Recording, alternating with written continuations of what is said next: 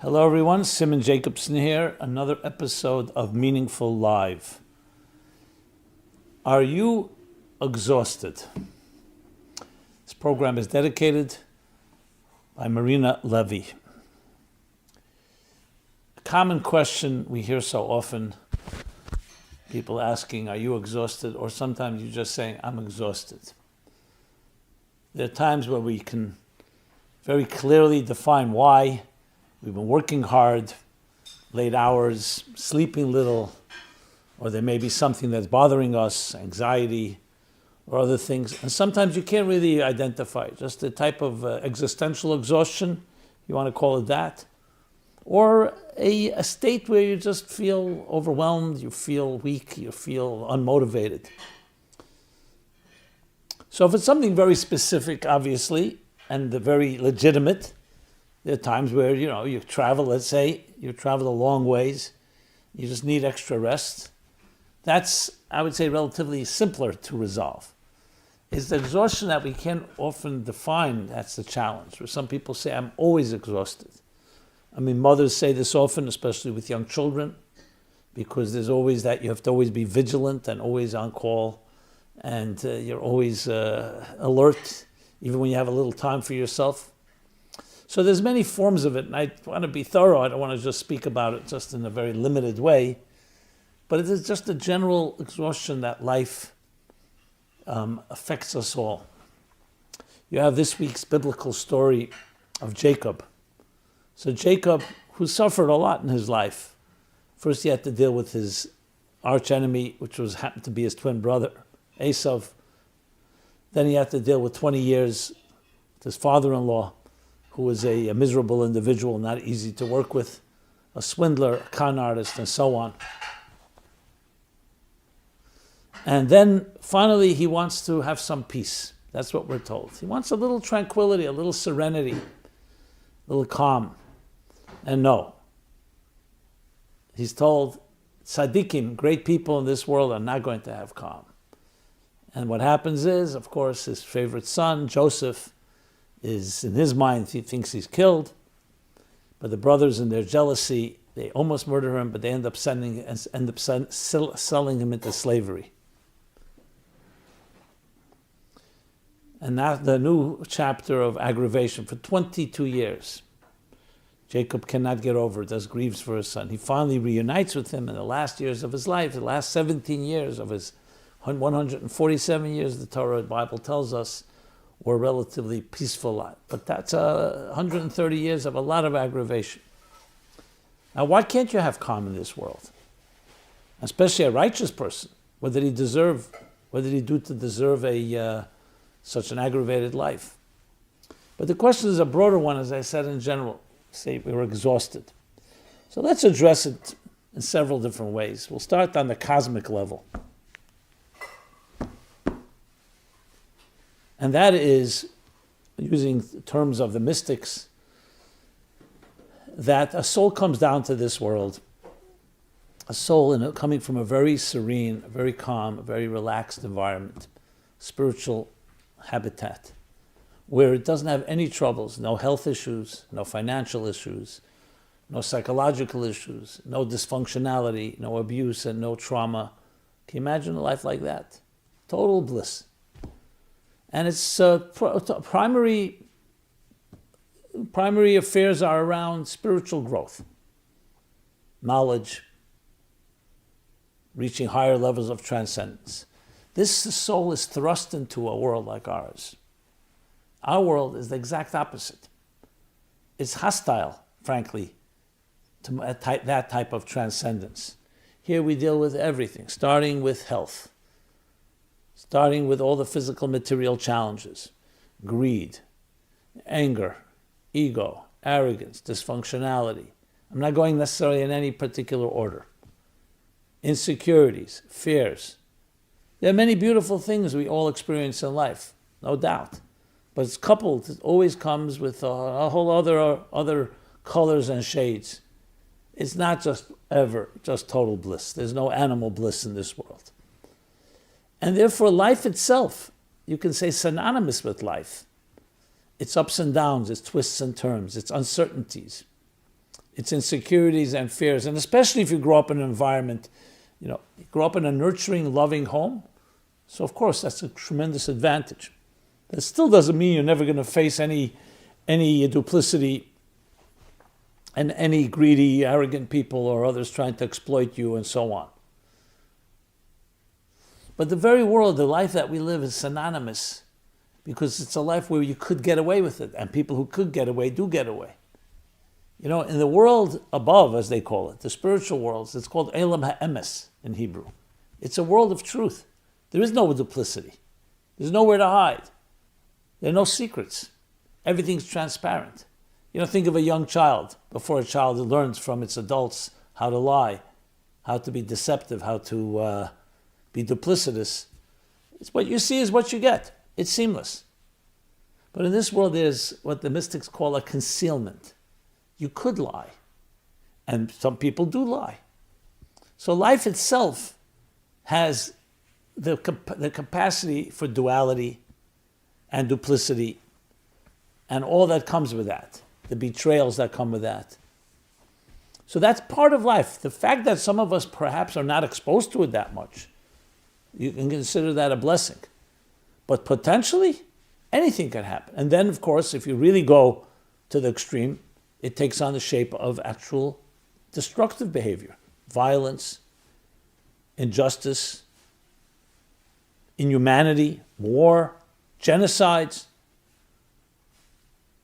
And let me make it clear, I'm not trying to paint a negative picture, just trying to paint a realistic picture.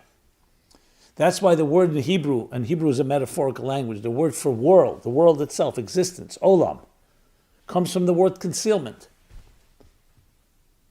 Again, it's plenty of beauty and nobility and love and a tremendous behavior that you see that is awe-inspiring. And we'll see in a moment that actually there are things you can accomplish you can never accomplish in that seamless, heavenly world. But it's challenging. So if you talk about exhaustion, just the mere fact, even hearing this, even making this list can exhaust you. So you're talking about a world that inherently is filled with this potential. Sometimes the expression, all the paths are dangerous. Now this doesn't mean that we should be paranoid, that we should be hiding and retreating and cowering in fear. It just meant that we look at the world and there's all these possibilities.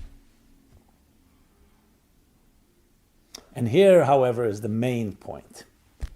All of that is not to make us miserable or to make us exhausted. It's to bring out the best in us.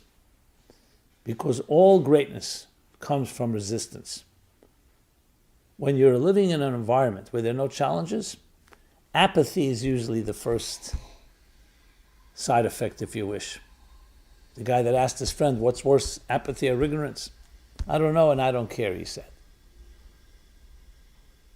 And with apathy comes a whole other series of experiences. The comfort zone.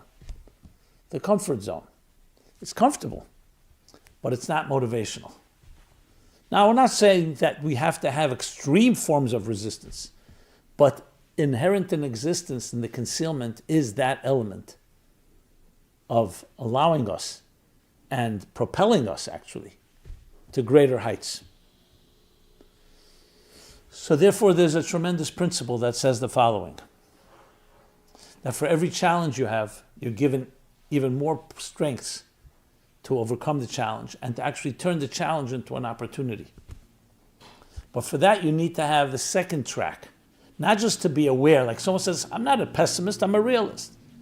Not just to be aware of the list of all the items I said that can cause you aggravation, can cause you exhaustion, but also be aware of another list, and that is, what assets do you have? And the assets you have is your soul.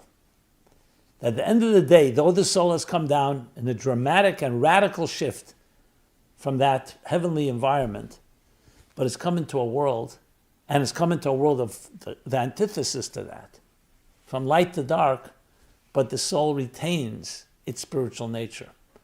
And therefore it retains the human being, the natural restlessness and angst, like a flame. And we're actually compared to a flame. We've not become a wick.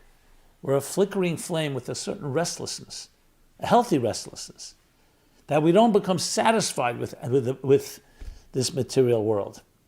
We feel something is wrong when you see duplicity, when you see a lie. Even when you lie, maybe you've gotten accustomed to it. There's something off. And that is the ray of hope that remains shining even in the darkest places. And that's what Jacob came to understand, and that's what all the people who've been exhausted in life come to understand. Many, it overwhelms, and we just become victims and just feel, you know what, too late for me, damaged goods, life is too difficult.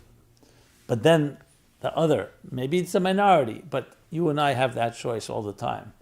Dig deeper, and you suddenly find resources. I have seen refinement in people who've suffered greatly.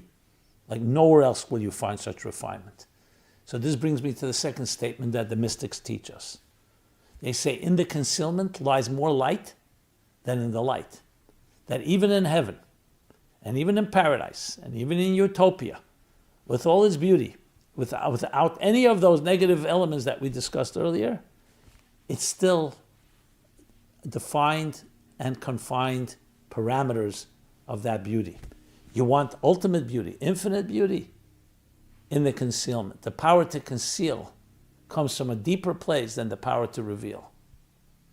And hence, the result is that what we can accomplish in this hostile world, in this duplicitous world, in this concealed world, in the world that has the potential for all that we discussed earlier, exhaustion and overwhelming and inhumanity, there lies more power than all those spiritual higher worlds.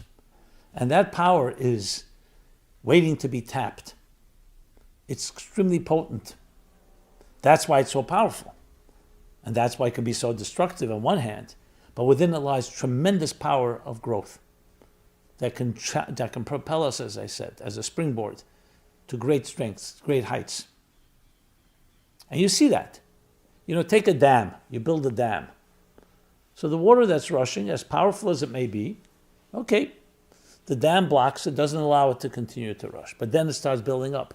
What kind of water pressure suddenly emerges after a while because of the dam? The block, the impediment, is actually creating more energy than where it's flowing, free-flowing. And we can tap into that in ways that create unbelievable power of energy. That's how we have to look at life. Think of the atom. The atom that's not visible to the naked eye. How much potency it carries. But you need fusion or fission. We prefer fusion to tap into it, to draw out that powerful energy. So if you are exhausted, obviously the basic things to do, get some rest, find something peaceful to do, read a book, listen to some music, go for a walk, find a friend, find a calming friend, calming influences in your life. That, you don't need me for that advice, that's pretty much obvious. Maybe even obvious things need to be spelled out, so be it. But what you need even more is something deeper, a sense of purpose. And the purpose could even be that you can help others that are exhausted, because you could say, I was there and here's what I did. And you could actually turn that energy, that so-called inverted energy called exhaustion, into something that drives you into a very powerful place. You see this often. People who suffer in some way, then they write a book, or they do a seminar, or give a talk on that very topic, and they've turned the topic into an asset that helps others. Just as an example. So, if you are exhausted, keep in mind, this life is an exhausting one. Welcome to the club. Nothing new. Don't think you're unique. What will make you unique is not your exhaustion. What will make you unique is what you do with it, how you navigate it. And not to overwhelm yourself. Don't take on more than you can do. That's not the goal here. The goal is to start reversing the process and not feel like you're a victim. And say, oh, what am I going to do? I'm just going to lay back. No. You can take control of your life. You take control step by step, but above all, find the qualitative things that you can access that are transcendent, that help you rise above and get beyond these twists and turns. And there'll be days where you may feel overwhelmed. There'll be days where it may not be easy. But it's day by day, and keep in mind it's a whole picture. It's a larger narrative. And you begin wherever you are right now. Today is the new day. And every day you breathe in. So just like we breathe 12 or 18 times we exhale and inhale a minute, breathing is a perfect example of these vicissitudes, of these rhythms. Exhale and inhale. Like the contraction, expansion of the heart, a cardiogram. That's life. It's a wave. It's moving. When there's more exhaustion, then there are extremes. So you want to balance that out. And you balance it out by finding those coordinates, finding those stabilizing coordinates, like foundational elements that you gravitate to whenever you're in an exhausted place. Sometimes it's just doing someone a favor, a kind word, but never giving up on those foundational elements that really create the stability that can get you through anything. And never giving up on them, and never giving up on yourself. Because at the end of the day, we're not physical beings having a spiritual experience. We're spiritual beings having a physical experience. And that physical experience, yes, challenges us in many ways, but ultimately cannot overwhelm because your soul is stronger than your body. And your mission is stronger than your efforts and activities. And when you're connected to that, you have all the power you'll need to deal with any challenge that comes your way. Be blessed. Connect. When you're tied above, you don't fall below. That's the key. Connect yourself to things above. So even when you're below, even in the darkest moments, you have something to hold on to. Simon Jacobson here. Always an honor to share a few words. If you feel this was helpful, please share with others. Please subscribe to our offerings, meaningfullife.com, our YouTube channel, and please share your feedback, your thoughts, your comments. Always welcome. Be well and be blessed.